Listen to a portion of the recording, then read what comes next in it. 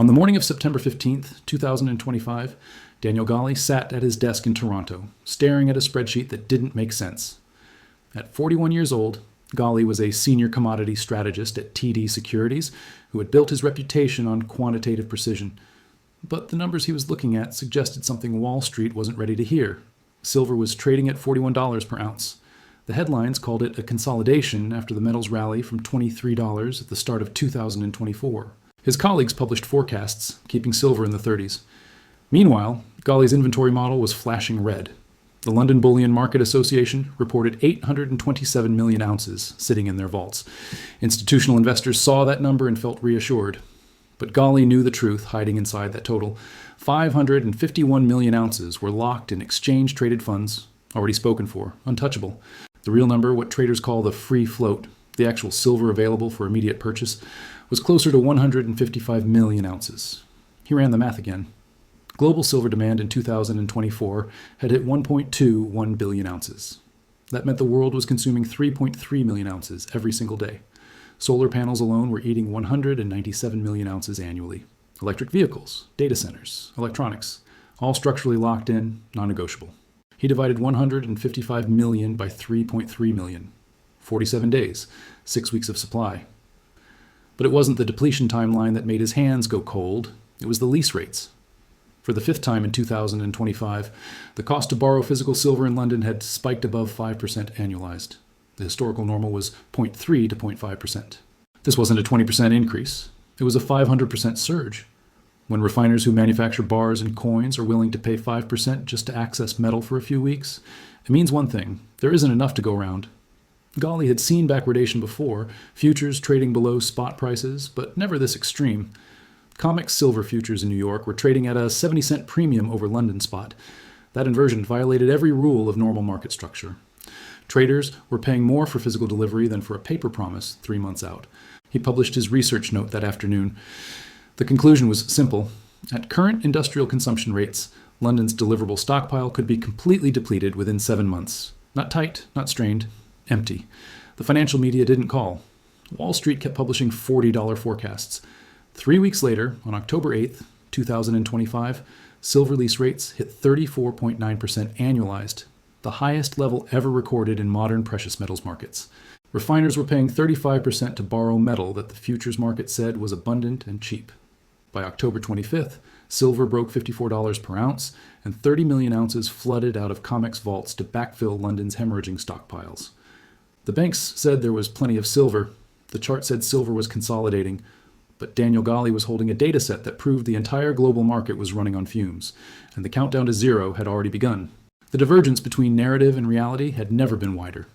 While financial television anchors discussed silver's consolidation phase at $41 per ounce, Ghaly's research revealed a market structure that defied every assumption Wall Street was making. The London Bullion Market Association's public reports showed 827 million ounces in their vaults, a number that sounded reassuring until you understood what it actually meant. 551 million of those ounces weren't available for purchase. They were locked inside exchange-traded funds, already allocated, sitting in the same physical vaults, but legally untouchable for immediate delivery. The real number, what professional traders call the free float, was approximately 155 million ounces. That was the actual inventory available to meet global demand. Now consider what that demand looked like. In 2024, the world consumed 1.21 billion ounces of silver. That breaks down to 3.3 million ounces every single day, 7 days a week, 365 days a year. Take 155 million ounces and divide it by 3.3 million. You get 47 days, not 47 weeks, not 47 months. 47 days of global supply sitting in London's deliverable stockpile. 6 weeks and 5 days. That was the math Wall Street wasn't running. But Ghaly wasn't just tracking inventory levels. He was watching a signal that most analysts had dismissed as a temporary anomaly. Silver lease rates, the annualized cost to borrow physical metal from bullion banks in London, had spiked above 5% for the fifth time in 2025. Under normal market conditions, these rates hover between 0.3 and 0.5%. When they surge to 5%, it represents a 500% increase from baseline. When refiners who manufacture silver bars and coins are willing to pay 5% annualized interest just to access metal for a few weeks, it signals one thing.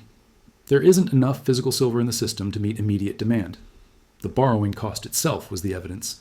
Markets don't charge 35% interest rates on abundant commodities. Then came the backwardation. COMEX silver futures in New York were trading at a 70-cent premium above London spot prices. In a normal market, futures contracts trade at a discount to immediate delivery, a condition called contango. The inversion meant traders were willing to pay more for a contract promising delivery 3 months from now than for the metal sitting in a vault today. This price structure doesn't emerge unless the market expects physical supply to get tighter, not looser, as time progresses. What made this silver shortage different from every speculative squeeze that came before was the nature of the demand itself. Industrial fabrication consumed 680.5 million ounces in 2024, a new record, and the fourth consecutive year of increases. That represented 59% of total global demand, up from 50% just a decade earlier. This wasn't investment speculation that could reverse overnight. This was structural consumption baked into infrastructure projects, manufacturing contracts, and government mandates that couldn't be unwound. Solar panels alone accounted for 197 million ounces in 2024, nearly 19% of all silver demand worldwide. The reason comes down to physics that cannot be negotiated. Every solar panel requires approximately 20 grams of silver in conductive paste applied to silicon wafers. That silver creates the electrical pathways that capture and transport energy from photovoltaic cells. Engineers have tried substitutes for decades. Copper corrodes too quickly in the ultra-thin layers required for efficient panel design. Aluminum's conductivity is 38% lower than silver, creating efficiency losses that destroy the economics of the entire panel. Silver's electrical conductivity is the highest of any element on the periodic table, and in the microscopic architecture of modern solar technology, that property cannot be replaced. Current crystalline silicon technology commands 97% of the global solar market, and it is chemically dependent on silver.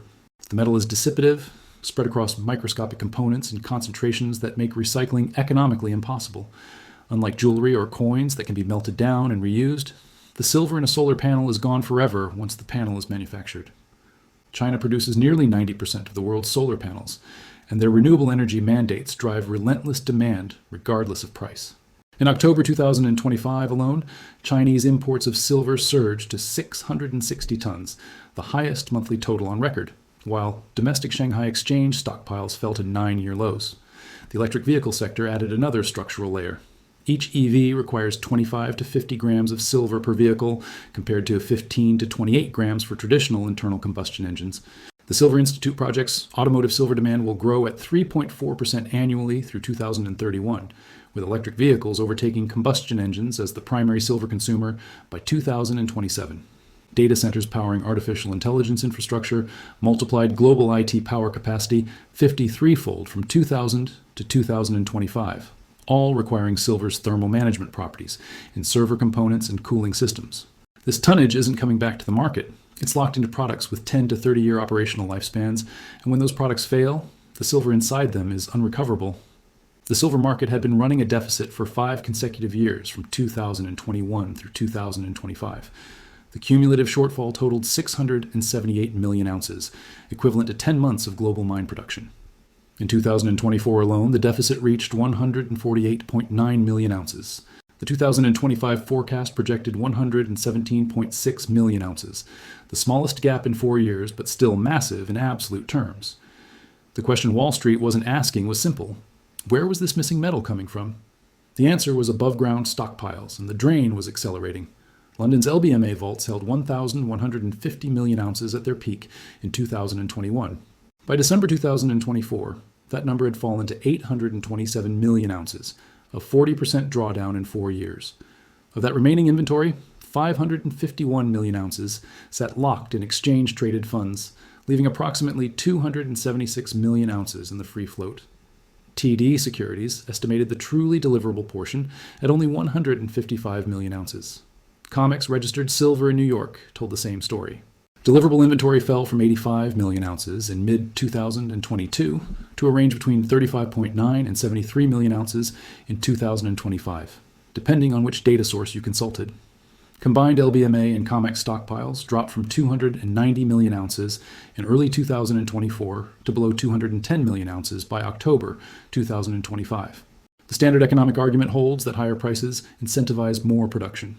But silver doesn't follow standard economic rules because of one structural fact most investors don't understand. 70 to 72% of silver comes as a byproduct from copper, lead, and zinc mines. Only 28% is mined primarily for silver. This means silver production is tied to demand for other metals, not its own price.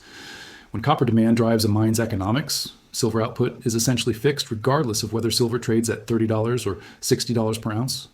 Global mine production in 2024 reached 819.7 million ounces, growing at just 0.9% despite silver prices hitting $35 peaks during the year.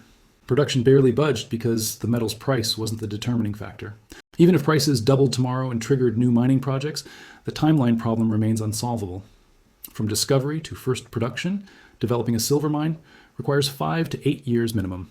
Permitting alone consumes 3 to 4 years in major jurisdictions like Mexico, Peru, and the United States. The deficit is happening now. New supply won't arrive until 2030 at the earliest, and by then, the cumulative drain on existing stockpiles could exceed 1 billion ounces.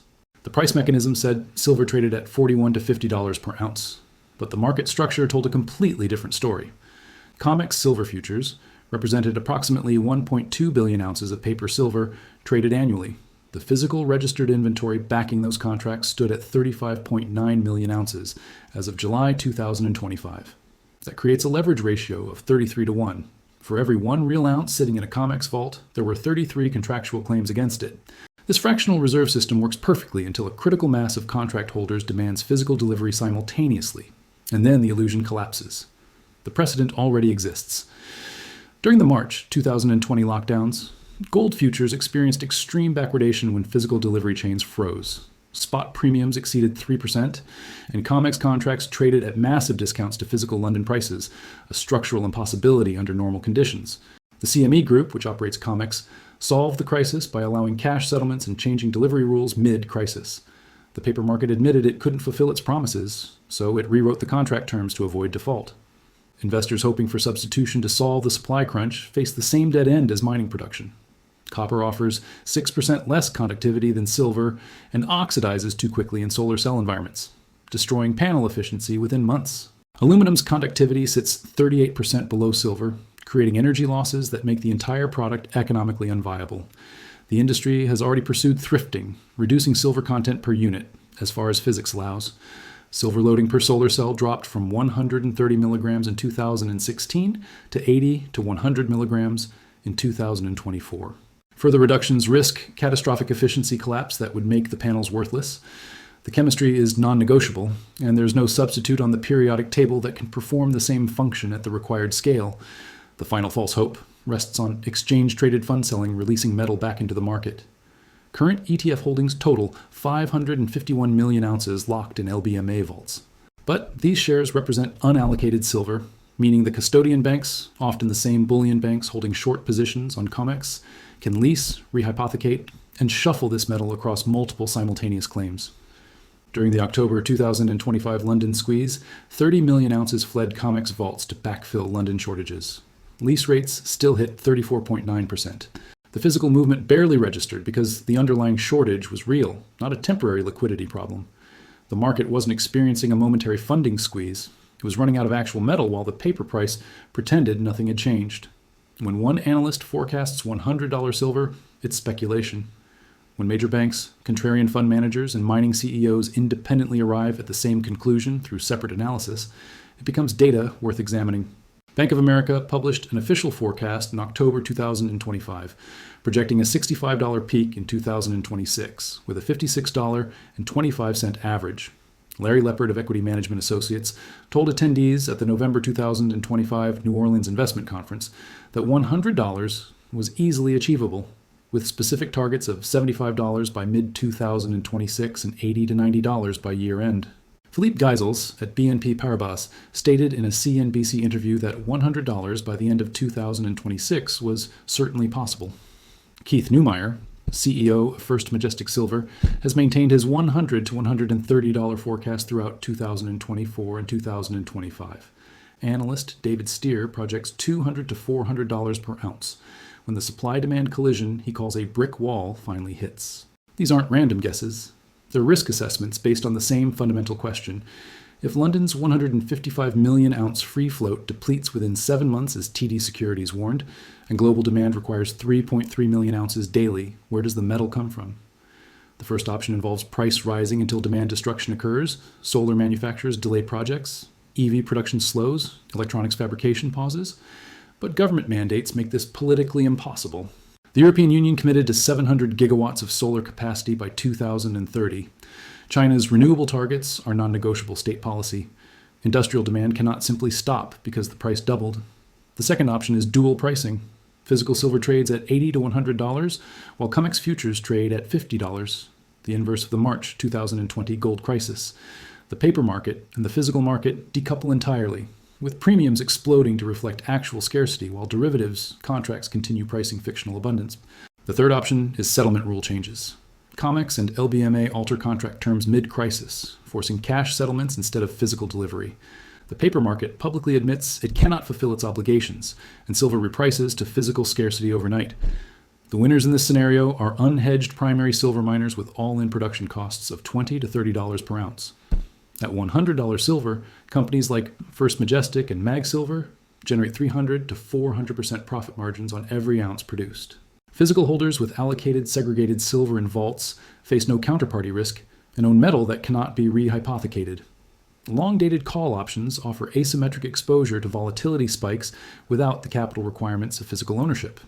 The losers are paper silver shorts, holding positions against 33 times leveraged inventory, unallocated ETF holders whose custodian banks lease the underlying metal, and late cycle chasers buying during the mania phase after the move to $75 has already occurred.